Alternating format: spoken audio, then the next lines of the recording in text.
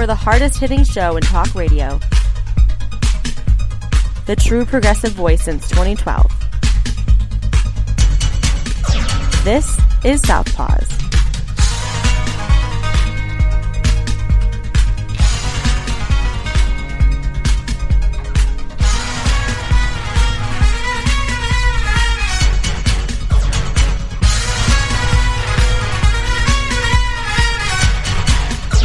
And welcome to Southpaws on the Pacifica Radio Network. We are the leaders of the revolution. My name is Darren Gibson, and I'm your co-host. I'm Katy Steele.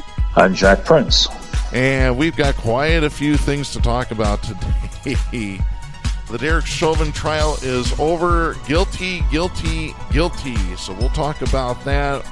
A new study has just come out that if you have a Sinclair television station in your area is more likely to not vote Democratic.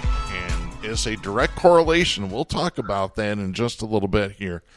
Before we get started with today's show, a couple of reminders that you can follow us on social media by going to facebook.com/Southpaws Radio Show. You can follow us on Twitter at Southpaws Radio. You can follow us on Tumblr at southpawsradioshow.tumblr.com. You can follow us on YouTube by doing a search for Southpaws Radio. You can become a patron of the show by going to patreon.com/Southpaws Radio. You can listen to the show anytime you like at Spreaker.com or at Stitcher.com by doing a search for Southpaws. You can find us on Apple Podcasts by doing a search for Southpaws there. Once you found our logo, you found us. We send links to our weekly episodes to our Facebook, Twitter, Tumblr, and YouTube accounts. You can listen to us on Global Community Radio Channel 1 every Saturday night at 11 Eastern. And you can hear us on great Pacifica stations, including KCEI in Taos, New Mexico, KZGM in Kabul, Missouri, WOOL Bellows Falls, Vermont, and once again, last week's episode downloaded by KOPN 89.5 FM, Mid-Missouri's independent community radio out of Columbia, Missouri. So thank you for downloading our show, and we hope you join us every week. Make sure, again, please donate your time and or your money to your local Pacifica station because they could always use the help. Well, the Derek Chauvin verdict. Guilty on all three charges, second-degree murder, third-degree murder, and second-degree manslaughter. Did you think that was going to happen? I definitely was scared to hope. Very, very scared to even hope that could happen. Yeah, I felt the same way right up to the last second. And the early release of the jury coming out was encouraging, but even then I was not convinced. And it's a step. I don't know how big a step. Yeah. Not big enough. Definitely not big enough. Yeah, we've got way too many more steps that need to happen in this country. As the verdict was coming down, yeah, they were gunning down another black kid, a little girl. So yeah, Columbus, Ohio. They killed a 16-year-old girl. She was the one that called them, wasn't she? Yes. Because that's what I heard, yeah. There was a fight that was going on. Somebody had a knife, and when the cops rolled up, apparently the girl that called them had the knife. I don't know, she wrestled it away from somebody else. Yeah, maybe she was defending herself since she was already clearly in fear enough to call the police knowing they might kill her. And the cops just rolled up, said maybe 2 words, and then just started shooting. 4 shots that I heard. Well, they said just a few words initially, but after the shooting, they recorded chanting that Blue Lives Matter, which sent a message to me that was undeniable. Yeah. Has that been confirmed by any independent news source? Because I have not heard this. I saw a tape of it. Okay. Oh, my goodness. They're down the street, and they chanted Blue Lives Matter. Now, it could have been prefabricated, but it looked pretty authentic, and I've seen it substantiated by other comments, but that's all the sourcing I have. Yeah. But one thing does stand out clearly. The number one strategy employed by cops for de-escalation is to shoot to kill. It's the one that they maintain. They are always forced to resort to. So, and I have to wonder why, when you're talking about a situation where there's a knife, Why can't they shoot somebody with a knife in the leg? Why? Or shoot the knife out of their hand. Which maybe take too much skill or, but I'm saying at least a less deadly part of the body if there's not an immediate threat. You would Darren, think so. I don't know how many street fights you've ever witnessed, but I've seen a couple where there was a policeman that would shoot a gun up in the air. And I don't care how angry the combatants were, they immediately froze. There you go. I didn't even think of that, but yeah, that seems pretty common sense. Scare them. Mm-hmm. But then you get the argument of, errant bullets, it could strike somebody, and then we get sued. The only way they can't get sued is killing somebody intentionally. That's right. That's right. Yeah. I would take a chance up into the atmosphere as compared with a 5-foot or 10-foot shot with 4 shots to a girl's back. So. Yeah, directly at a human. Yeah. Well, I was talking to one of our longtime listeners, Pat. And by the way, shout out to Pat this morning. Hope you're feeling better after your surgery. Exactly, Pat. Yeah, but I stopped over there last Saturday to drop off some food for him. And we got to talking. Pat used to be a military cop, and he was the one that was saying, and I forgot that this phrase even existed until he said it. But he said he heard enough of, I'd rather be judged by 12 than carried by 6, and that's when he realized he can't be a cop in civilian life once he got out of the military. He just couldn't do it. No. I'd rather be judged by 12 than carried by 6. That means judged by the other cops? Judged by a jury instead of buried in the ground. My head went straight to the F12 thing that's going around. So okay. Yeah, this, like I said, this is only, we need to celebrate because this is a huge step because other cops have gotten off on very similar charges for the same thing. But we also need to look at this as only one small, tiny step because it's still a culture out there. Well, and we still have... The culture, exactly. And accountability is not the guilty charge. It's going to be actually him going to prison, staying there for a long time, and dealing with it like any other murderer would, which I bet most of anything I've ever had on the fact that will not happen. Yeah, they're saying that he could face... 40 years is the maximum for second-degree murder in Minnesota? That's not going to happen. It was looking at a total of 75 if he were to get a max on every charge. But even if they did that, he would get good time, which they're about to bring back, and he would be, in a coddled federal prison where he's taken care of by his friends. I just don't see it going anywhere. He may get 15. He may get 15, that's my guess. But, Darren, when you said culture, I think that's the bullseye. I don't know if you've ever heard of the site called Killology. You can Google it. You can Google it after the show. And there's a number of seminars conducted by the leading top cop trainer, who programs police, whose mantra is that they need to learn how to feel good about killing. Tells his pupils verbatim. Killing is just not that big a deal and promises the best sex afterward as one of the perks. You can look at it, just Google it. You gotta be kidding me. What he stresses is that the police need to strengthen the will to kill. This isn't just some right-wing loudmouth. This is a trainer.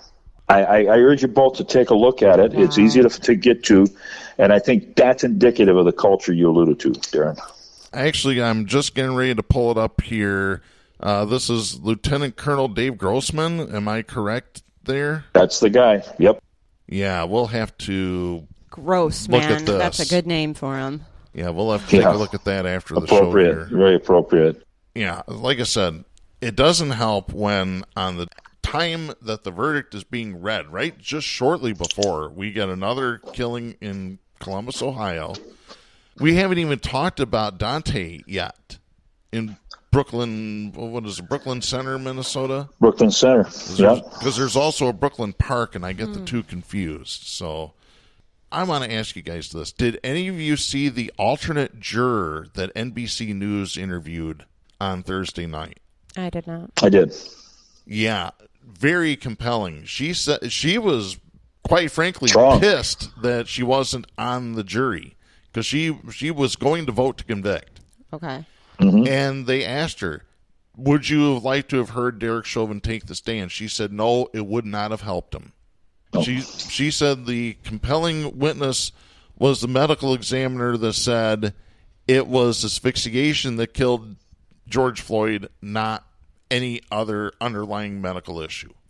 Yeah, and that's all it took. That's cold, hard facts on video. Mm-hmm. Yeah. I mean, if that didn't work, we were in a whole nother world of problems. And I think it's sad and scary that we celebrated it, knowing that it was not any kind of victory yet, but just that it wasn't as bad of a loss as we were used to.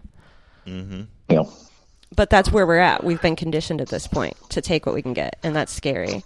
An conservative mantra in response has been, well, the only reason the jury voted that way is they didn't want to see the outbreak of violence across the nation. And they also keep beating the drum that it was not proven that it was murder. Manslaughter, yeah. Reluctantly, they will acquiesce to that. Unintentional was a word in one of the charges. That right there. Yeah. Come on. There was no way to win. When the only way you could win was him being charged with unintentional murder.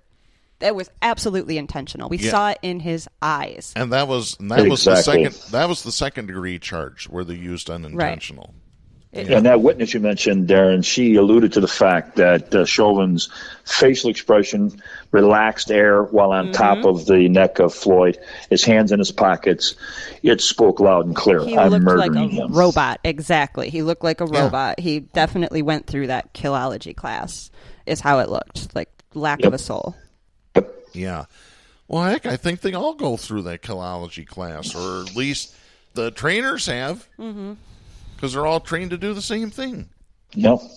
Exactly. There is no de-escalation with the police. We just had a local video. I don't know if either of you two saw it come out from Grand Rapids. Yes, I saw the video yesterday, but they were repetitively punching a man who they had pulled over for littering, then got him out of the car and punched him 7 times in the head, told him he's lucky he's not dead. Mm-hmm. Can I tell you what he threw out of the car? Oh, please do. It was a rib bone. Stop it. It wasn't trash. It was not trash. It was a rib bone. Unbelievable. And now they're saying in the wake of this controversial traffic stop, the Police Oversight Office critics GRPD for not turning over the misconduct reports. They still, or records, excuse me, they still haven't handed it over. They created an entire office for oversight and accountability because our police department is so blatant about disregarding the will of the citizens they're supposed to work for and protect, that they had to create an office to demand oversight and accountability, and now the police are ignoring that the office exists. Exactly. At what point? Are we waiting for them to come round us all up? Get so tired of when they say, well, what can be done? This is shooting number 65 this month. What can be done? And they'll say police reform, but they never elucidate. They never give you a specific example. Like number 1, stop allowing for the investigation of malfeasance by police to be investigated by the same police force that's inherent to the crime. It's absurd. People have no idea when you say reform. They think it means defund. There are specific, detailed things that can be done immediately that would try and change. I'm not saying how successful it would be, but the force has been structured to allow itself to kill people and get away with it. That's the whole point of it. I mean, it was last week that I read the excerpt, didn't I, from the history book? Mm-hmm. Yeah. You certainly did. Before they were ever an agency, the sheriff in 1835 went after a man who cut down a boy they were selling, tied him to the back of the wagon, and made the horses drag him to the jail. That was why they had a jail. That's why they had a sheriff, to protect property, which at that time, black people was property. But exactly. That's all they're doing now. If you go read the local news, it'll tell you that they were putting cement barricades around the police station and that the police were downtown watching over the new development structures that are half built. At the same time that our mayor is putting out a statement about how she's going to bridge the gap between the public and the people who are pledging to protect us. You're literally I'm sorry, I really misuse that word every time, but you are actually barricading the entire police department at the same time you're talking about bridging a gap between the police department and the people. It is. Yeah. It's more like they're building a moat. Yeah. Instead of building bridges, they're building moats. They have put millions into their castle over this past year. We've all seen it. They've got more security than a real castle. I don't know what they're doing with all those satellites and antennas and all the different cameras all over town, but I don't know what it's going to take for the cops to change, because they're not going to. They're not going to change. It's going to take us taking away their power. Exactly. If we don't take away their power, we are enabling them to kill us or imprison us. And that's where we're at. It's a coup at this point. When the Attorney General puts out a statement that she is trying to enforce orders by her and the governor of the state, but that the police chiefs and the sheriff departments themselves, along with the prosecutors, are completely disregarding her. Like, yeah. I need to understand why we are still relying on these systems if they clearly don't work where we need them to. Exactly. What is the point in legislation at all if there's nobody to enforce it? So exactly. What's the point in voting if there's no point in legislation? Like, let's be real, guys. What are we waiting for? And I find it highly ironic. Every time there is a so-called progressive move, including last week's announcement of the guilty, there is an immediate example of police brutality. The one in Columbus was almost simultaneous with the verdict being read. I haven't heard if it's exactly minutes after, but it's so shockingly close. And then within hours of that, there's some guy in North Carolina they shot at 16 times, went to his door. They still won't release the footage of that. From the recorder, but they were within hours after the verdict. And really, what I think when did the Grand Rapids the cops are saying is, "Hey, happen? don't you even threaten to touch our power, and we'll go out, we'll shoot, we'll show you, we can do whatever we want to." Totally agree. Yeah, the Grand Rapids incident occurred. I believe the date was March 26th. March 20. Okay, so it was before this, and they just released the video later. Okay, but also, how convenient and when they released the video. Yep. Because it's not like they're not connected to the media. Well, you know who released the video originally? It wasn't the police. Originally? Who was it? It was Kent County Commissioner Robert Womack. Oh, okay. Which, that's interesting. Yeah. Because he also came out in his statement when he did release the video, basically, he has a really hard time because he wants to go against the police, but they're the only reason he's in his position. He has basically already agreed to support all the powers that be, so... That's my issues with Robert. Yeah. Robert Womack. Maybe this will be a topic for a Southpaws overtime segment, because I've got a lot of complaints that I'm not going to air on the show. I'll air all my complaints anywhere. I'll do it on a special overtime, though, because there's conflict of interest issues right across the board on this. Yeah. Oh, really. man. Well, and speaking of conflicts, I guess we need to talk about this since we're talking about George Floyd, but in order to do so, we need to play the appropriate music. Stop! Hammer time! Oh, yeah, it's hammer time. It is time to drop the hammer on the douchebag of the week.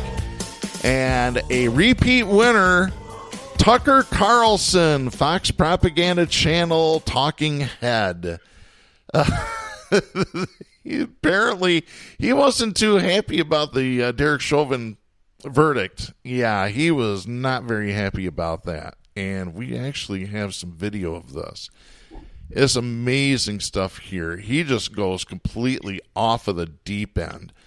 At the time, Tucker was talking to former New York City prison guard Ed Gavin. They call him a corrections officer, but as the late G. Gordon Liddy says, they're not correcting anybody, so therefore they are prison guards. Language matters.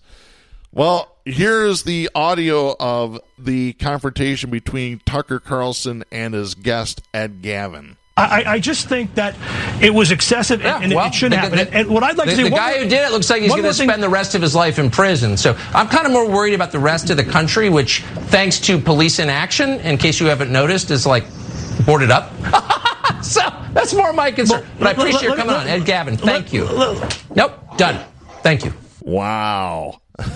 Just cut him right off. Yep. Just, I don't agree with you. you're done. Alrighty then.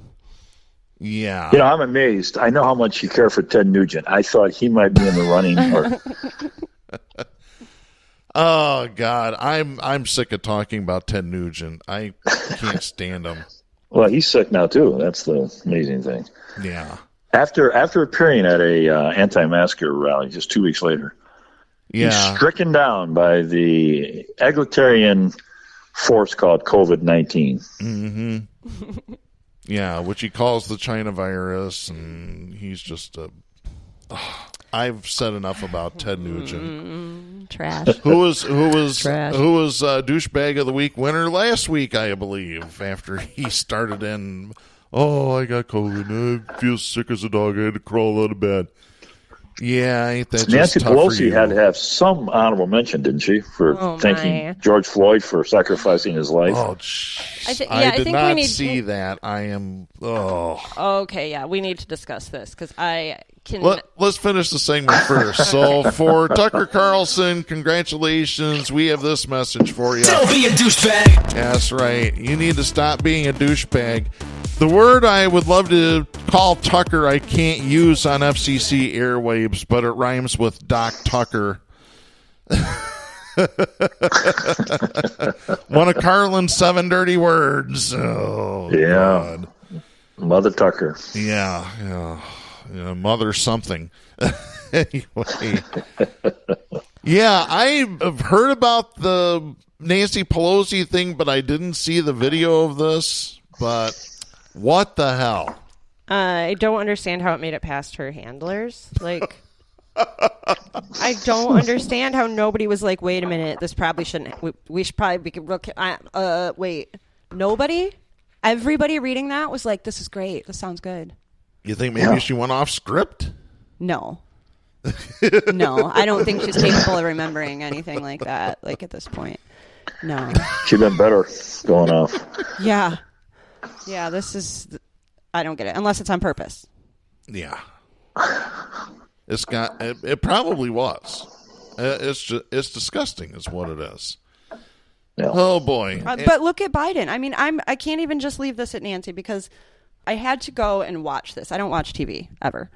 And because of how big this was, I kind of had to see it happen, right? So I went somewhere with cable and I watched CNN through this whole thing. And it was traumatizing. It's taken days for me to come back to normal. I'm coming back now. But I watched the whole thing and all I could think, and I didn't turn on Facebook. I didn't look at the computer the whole time because I wanted to form my own opinion of what was happening. I saw Joe Biden call this family, right? And he was clearly close with them. Because, I saw it, yeah. Because instead of coming out and speaking to the country that he's supposed to be leading throughout this past year since this happened, he has spent his time and his energy getting to know the family personally. Why? Because when this moment happened, they could come out and get him reelected. I heard him say to them, well, we get this police reform bill passed, which is, the whole press conference and the whole verdict was all of us supposed to go, okay, racism's over. It's like the Civil Rights Act, right? As soon as we get this one piece of legislation changed, we're good. Racism's done. Woohoo! You saved the world. You changed the world, George Floyd. Right? And he said to this family, once we get this reform passed, I'm going to get you on Air Force One and fly you out here. And the whole family's like, yeah, that's so cool. And I'm sitting there like, I'm trying not to go through the TV, right? And grab this man by his throat. Because you should give them Air Force One. What do you mean you're going to let him ride on it? Give them the plane, Joe. Why do you even have it? What have you done with it for the past year? Well, these people were out saving the world. I'm just so over it, all of it. It's so crazy to me. Yeah, I understand your angst. Mine was against Biden in a totally different area, just to mention this. His whole withdrawal of Afghanistan is really camouflaged, military camouflaged, because all he's doing is replacing it with privatized armies and advisors that will number more and be much worse operatives. Go ahead. That's what happened in Iraq. I'm sorry. This is like so sensitive for me because it's where Blackwater and Eric Prince came in and torture and where every one of the servicemen that ever did attempt to serve with any piece of integrity just got annihilated because... Yeah. So, I'm really worried about that, too. So getting back to what's happening in Brooklyn Center, I've got this story. This is Tim Fitzsimmons writing for NBC News. This is dated April 19th. A producer for CNN who was covering protests against the police killing of Daunte Wright was arrested and later asked by a police officer if she speaks English, according to a letter to the governor of Minnesota. Carolyn Sung, the CNN producer, made the allegations in a letter made public by the Ballard Spahr law firm. The letter contains several other allegations of police misconduct toward journalists covering the protest. And one of the things that they're apparently doing is they will detain a producer or a reporter or a photographer and take their photograph. Yes, like facial recognition data is what I'm thinking. Which, can we get the ACLU on this now? Clear-cut violations. Clear-cut. It seemed like it. This is a CNN producer, too, that they did this to? Mm-hmm. Ballard Spahr is currently being retained by dozens of news organizations, including NBC News, to represent their interests as they cover the murder trial of former Minneapolis police officer Derek Chauvin and protests across Minnesota following the police killing of Daunte Wright in nearby Brooklyn Center. Sung, who is Asian American, alleged that while covering the protest on April 13th, she was thrown to the ground and had her hands zip-tied before a Minnesota State Police trooper later asked her, "Do you speak English?" Oh, God, this is disgusting. I believe I met her actually at I believe if it's the same woman, I believe may have been covering one of Bernie's pre-campaign things in Iowa. One of the CNN producers, at least. Yeah. The letter stated this, quote, Sung, whose primary language is English, was placed in a prisoner transport bus and sent to the Hennepin County Jail, where she was patted down and searched by a female officer who put her hands down Sung's pants and in her bra, fingerprinted, electronically body scanned, and ordered to strip and put on an orange uniform before attorneys working on her behalf were able to locate her and secure her release, a process that took more than 2 hours. End of quote. Just to throw this in here, this is a process that happens to every single person who is placed under arrest. Mm-hmm. Yep, right. You know, I constantly hear the drum beats for honoring the first responders. We have parking places for veterans. I never hear any amount of honor given to probably the most precarious job out there is to be a journalist in today's world. Absolutely, Don't make me throw teachers in here, Jack.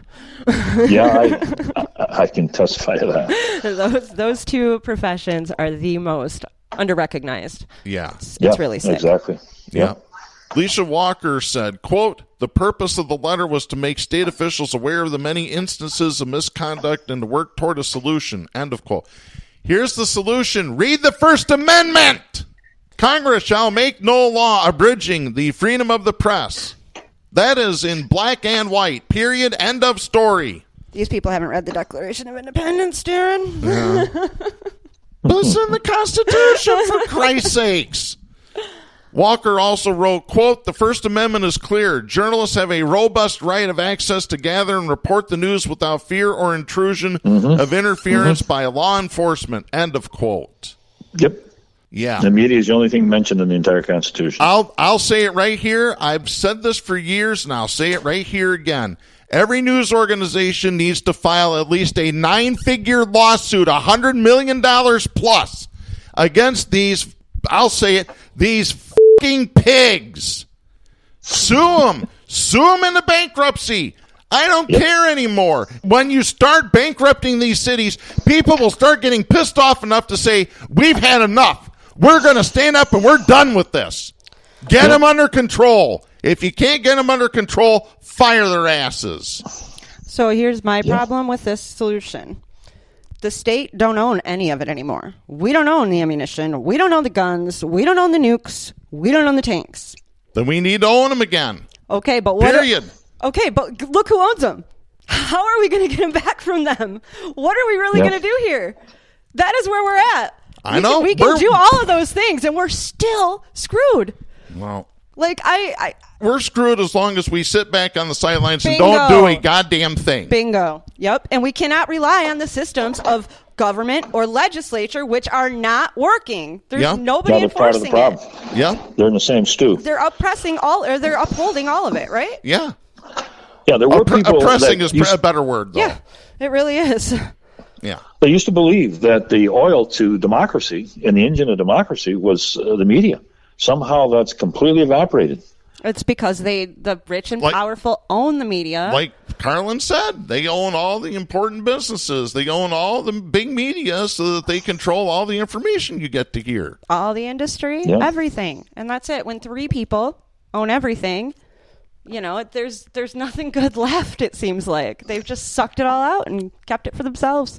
As Carlin says, they got you by the balls. They really do. And as a matter of fact, since we're talking about the media, well, let's go to this story. This is from the Academic Times. This is Theo Wyatt writing on April 22nd.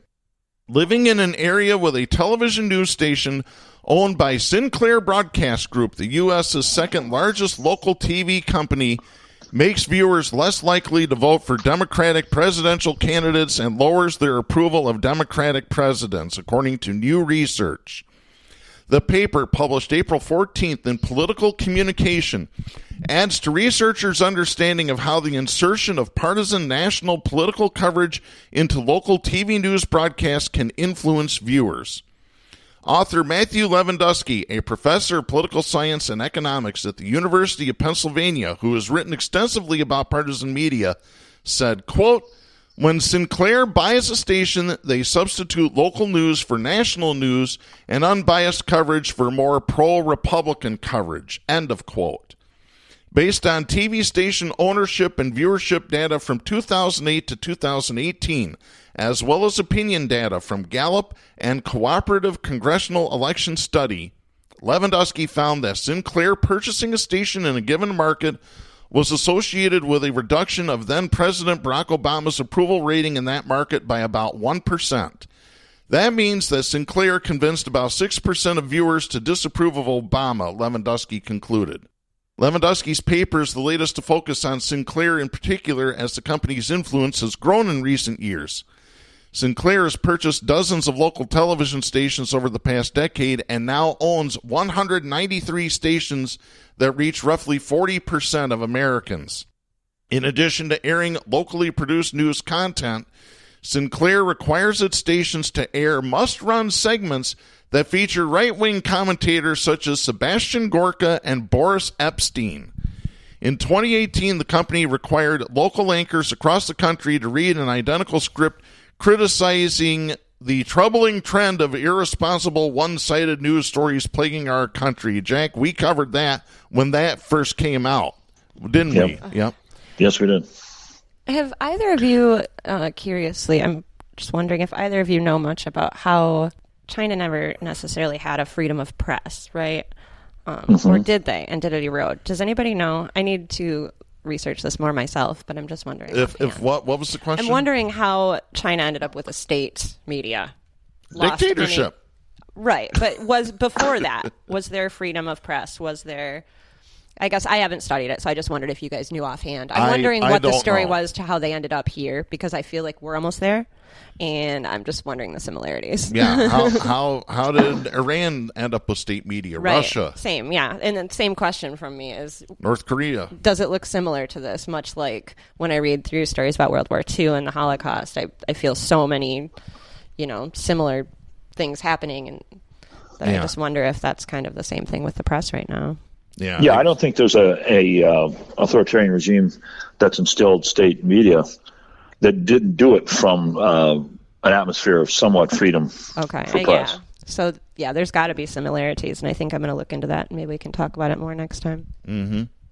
Well, another thing that I don't know if you saw, I sent an article over that claims the post office, United States Post Office now, has been caught monitoring our social media, Facebook, et cetera, and they tie that to LaJoy. And if we're pointing fingers at Biden today, why the hell can't Biden get rid of Louis DeJoy, USPS? I don't get it. It's because Biden won't appoint governors. There is a board of governors that operates the Postal Service. There are vacancies on that board currently. Biden has not filled those vacancies. Because even he wants to keep Louis DeJoy? And even then, the ones that he's apparently talking about want to keep DeJoy for some reason. Same thing. It's across the board. He wants to privatize the military. He wants to privatize the post. There is a reason this man is the president and that the Democrats pushed for him. Exactly. The Democrats who are no longer Democrat. I mean... Yeah, it works itself out with examples like this. It proves itself. Even education. Every single category this man is privatization. Let me get back to the story here. Again, this is the Academic Times. Sinclair stations cover national politics about 25% more than other local news stations. That is according to a 2019 American Political Science Review paper by Gregory Martin and Joshua McCrane that Lewandowski said influenced his decision to write his paper. Martin and McCrane also quantitatively showed what some media researchers had suspected, that Sinclair purchases led to coverage that was significantly more ideologically right-wing. Now, Lewandowski's research has built on Martin and McCrane's work by showing that substituting local news for partisan national coverage has public opinion and electoral consequences. Lewandowski said, quote, "If you live in one of these areas where Sinclair has a station, you're less likely to vote for the Democratic candidate for president," end of quote. Sinclair did not immediately respond to a request for comment. Lewandowski conducted the analysis in part by comparing changes in opinion in markets where Sinclair already had stations in 2008 to markets where the company purchased stations during the study period, as well as to markets Sinclair never entered. He tested lagged and leading effects, showing that his results were not based on a selection effect through which Sinclair simply purchased stations in conservative areas. The effects on viewers' opinions was roughly the same size as a local newspaper endorsement and about half that of Fox propaganda channel being introduced, Lewandowski found. He wrote, quote, "It is not simply the case that only outlets like Fox propaganda channel or MSNBC persuade viewers. So can local news, at least with certain types of content," end of quote. And I'm substituting the words propaganda channel for news because you never put the word news after the word Fox because Fox isn't news. It was never meant to be news. Interestingly, Lewandowski did not find any significant effect on viewers' opinions of down-ballot candidates for House, Senate, or gubernatorial races. This is potentially because Sinclair's must-run segments focused on the presidency rather than local politicians. These segments could air all over the country, making them more financially viable to produce. And I'm going to stop there for a quick second. Because it's cheaper to have one guy in one studio cut a piece of video that runs a minute 30 and then send it to 193 stations than it is to hire 193 different people, use the resources of 193 stations to put out separate but the same message. Yeah. It's the same message, it's just a different talking head. Lewandowski said, quote, "It's easy to produce a story that says Obama's doing a bad job, Trump's doing a good job, Biden's doing a bad job," end of quote. The study underscores why local media is important for democracy, according to Lewandowski.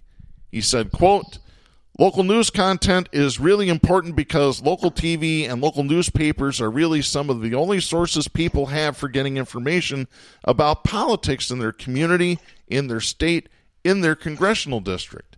It's really easy to find stories about national topics. It's much harder to get stories about local news, local politics," end of quote. And he's right. Yeah, it's true.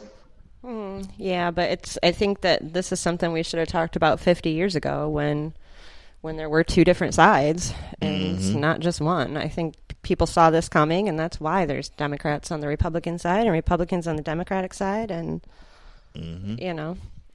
Here's something else that's not helping either.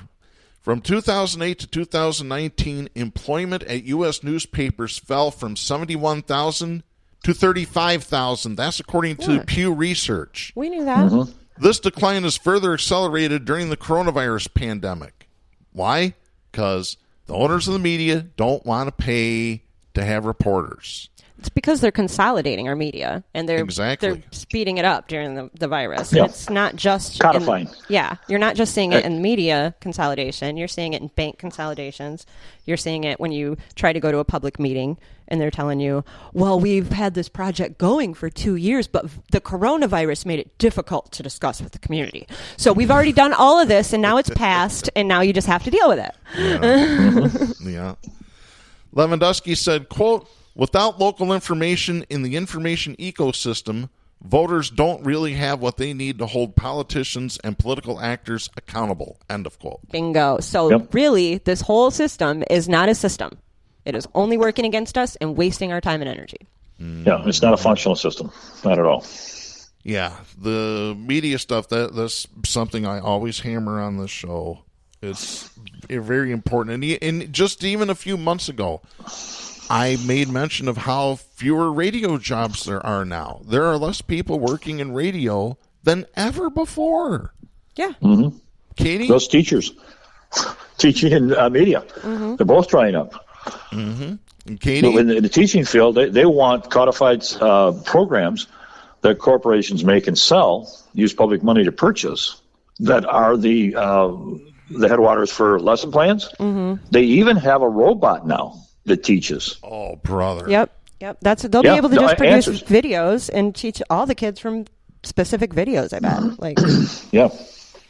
Katy, but back to the media. Yeah. One of the things that I noticed this week that's just bugged the heck out of me is with the announcement that we're pulling out of Afghanistan after 20 bloody years, right? Expensive bloody years. There was no mainstream media voice that addressed anywhere our military folly extending back all the way back to Vietnam, if you want.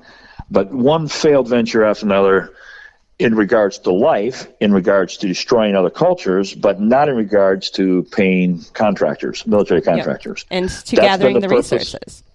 Yeah, wouldn't you think somewhere, MSNBC, CNN, somebody could articulate that? Instead of that, the media, CNN, interviewed a State Department person who said, well, our immediate objective after 9/11 was to go to the country that harbored the people that were responsible for the invasion on New York City. Well, first of all, it was proven unequivocally there was only one person from Afghanistan. Everybody else was from Saudi Arabia that made up the contingent. Mm-hmm. But secondly, that goal would have been realized in weeks, right? I mean, 20 years later, and people think, what, victory? Hey, we did it. We fulfilled this foggy, nebulous objective. We didn't do a thing. Oh, sure we did. We got those mining companies in there, and they started drilling. And now they're all there, and they've got their holes drilled, and they've got their workers, and there are enough private security troops over there that Eric Prince has picked up to keep them safe. Let me clarify. So now we're good pulling out the U.S. troops. Let me clarify. We didn't do any favors for Afghanistan. Exactly. No. But do you know what we did do favors for? China. That's who has all these resources that they dug up out of there. That's China, who has them. Saudi Arabia. And Russia. And they are going to use them to go to space. Okay? And who is it that is regulating space right now? Your favorite agency, Darren. The FCC. Oh, really? Yeah, they're the ones in charge of these 20,000 satellites that are currently being put up into space as they get ready to settle Mars, basically. Yeah. But, here we are fighting to get through a $15 minimum wage package, right? And we're paying 53% of our discretionary budget to the military spending. 53%. Wouldn't you think with this atmosphere, somebody would elucidate the fact that we've just gone through a string of catastrophic military blunders, okay, that really indicate the end of our American empire, if anybody cares about it, and then list them chronologically: Korea, Vietnam, Lebanon, Afghanistan, Iraq, Syria. Libya. Mm-hmm. That trajectory of military fiascos is greatly responsible for our economic woes. It doesn't take a brain surgeon to state that, and it's not even allowed. It's not even breathed that we are a country who has struck out country after country after country militarily. Well, and if they were really mad about it, though, if this was not the strategy put together by all of the people in power, if they were really mad about it, then they're not bad. This is their plan. How are they still sitting together at the UN table? And how is Xi Jinping and Kim Jong-un and all these people sitting down with Putin and Biden and it's all good? Well, they negotiate our future. Like, I see what's happening here, and it is all of us giving all of them our money and resources, which they're going to take to outer space and leave us here on planet prison. Mark my words. Planet prison, yeah. And they're forgetting the fact that Orwell coined the phrase eternal war, so that it's just become part of the skyline here. Yeah, of course we're at war somewhere, somehow. Who cares? Soon you won't be able to see the skyline or the stars because the satellites will cover them up. Then nobody will know they're even there. We've been at war for over 200 years. Yeah. You know, Carlin said it. We've been at war over 200 years. This country was founded on war. People forget that. Yeah. We're violent people. We have been for over 200 years. Who wrote the book? Was it Hedges? That's war gives us our purpose or defines who we are. Well, what was there was a program, and I want to say it was one of the History Channel programs that said, and I think it was the Food That Built America, said, we always get technological innovations from wartime. Oh yeah. They're always designed for military use. Every single time there is a technological advancement, it is made for military use. The internet itself, DARPA. Yeah. And it trickles down, supposedly. Yeah. To Teflon pans. Microwave, sonar technology, radar technology, microwaves. I mean, it just goes on and on and on. Funny you mentioned the $15 wage, Jack. A lot of memes have been created on social media, and there's even been some stories in the local media here about restaurants struggling to find employees, to the point that they've had to close locations, they've had to limit their hours, and there's always one narrative. We can't find people to work, nobody wants to work. Instead, the narrative should be businesses are paying poverty wages and people are fed up. Yeah, exactly. And this is a result of polling. They know that nobody wants to work anymore, and stories about small businesses closing are polling well. They're helping their cause, right? They're going to shame people back to work. That's the whole plan. Yeah. That's it, because it's your fault these small businesses are closing. Meanwhile, I'm at a planning commission last night where the city is planning on shutting down the Century Antiques building, which is filled with a ton of individual business owners, hundreds of them, with their shops there. And they're going to shut that down, and I'm sure it will be some out-of-state developer that they're going to have come in and turn it into affordable housing units that we won't be able to afford. You know, so it's going to be people from out of state paying money to people from out of state after we shut down all of our local businesses. But then there's the same people putting out this message that nobody wants to work anymore. And, we have to protect local business. So it's such a sham. It's a sham. Yes, it is. The only hope we have of surviving is to not buy anything and not go to work for anybody but yourself. Stop. Today. I would agree. Stop going there. I don't care what you do. I don't care how important you think it is. Stop doing it. Go home and take care of your family, or you're not going to have one. It's true. Yeah, and especially when you got businesses like Sonic was one of them that supposedly had one of their signs up posted in their window. Let me just remind everybody that Sonic's parent company was the hedge fund, the firm that went to Congress and lobbied to get the $15 wage removed from the COVID relief package recently. Which even so enjoy that strawberry shake. Yep, that's it. They're trying to starve us back to work with the nobody wants to work anymore. But to me, it's a joke, because what are we going to, when three people have all the power, what are we going to do? They're literally going to starve you back to work. So just stop now. Find a way to feed yourself. Yeah. I got a feeling it's gonna get to the point where we reach the French Revolution and Marie Antoinette is marched out after she says, let them eat cake. Yeah, but they've done the studies, and they will lock us up before we get to that point that they got to in France, and that's what we got to remember. Yeah, they're braced for it. Yep, they really are. Well, but I hate to say it, but live free or die.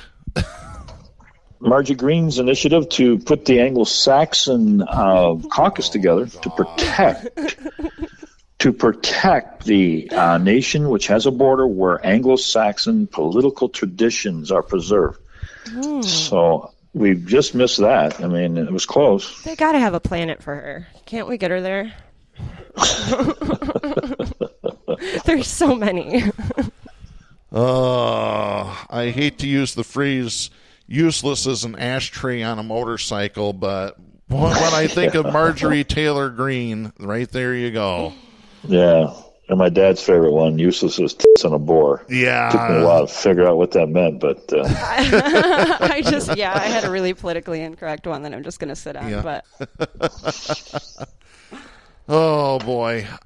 We are running a little short on time here. There's some stories that we're not going to have a chance to get to, but I kind of want to cover them. You can find all these stories on our official Facebook page. Go to facebook.com/Southpaws Radio Show. The first one is Vanity Fair. Bess Levin wrote this on April 21st. Here's the headline. Republicans are one bill away from making it legal to shoot a protester whose sign they don't like. Yeah. I think we're almost there. You can't protest. Yep. I believe it's Minnesota. They're trying to pass a law or introduce legislation. If you're found guilty of civil disobedience, you can't run for office. You can't get welfare. Wow. This is where we're at now. Yeah. Yeah. Like the Declaration of Independence literally says, and literally I'm using right this time, it literally says that if the government is working against the pursuit of life, liberty, and happiness, that we have the right to abolish it, right? We have the right to petition the government for redress of grievances. We have the right to peaceably assemble. It's in the First Amendment, folks. And can't be clear. Yeah, peacefully assembling is what they're citing us for. That right there, somebody should be able to sue for it. Like, it's insane. And then there's the next one here. Associated Press, Casey Frizzell writing April 22nd. Oklahoma has now passed a law exonerating drivers who kill or injure rioters while fleeing the scene. So now you can run over a protester if you... Okay, I'm just going to throw it out here because it is the bottom line. We want to beat the police. We want to not let them have broad, unmitigated power over us. We have to come for their discretion. Yep. Their discretion gives them this power. That's why they get off in every court battle. It's discretion. We got to come for that word. Absolutely.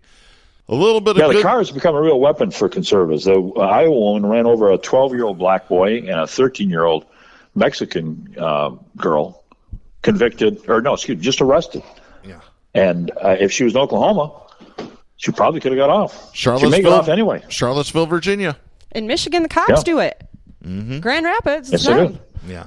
I saw. Yeah, I was there. Yeah. This story, this is also NBC News. This is Carol E. Lee writing April 16th. The headline reads, in secret Facebook groups, America's best warriors share racist jabs, lies about the 2020 election, and even QAnon theories. This is the U.S. military talking about this in secret groups.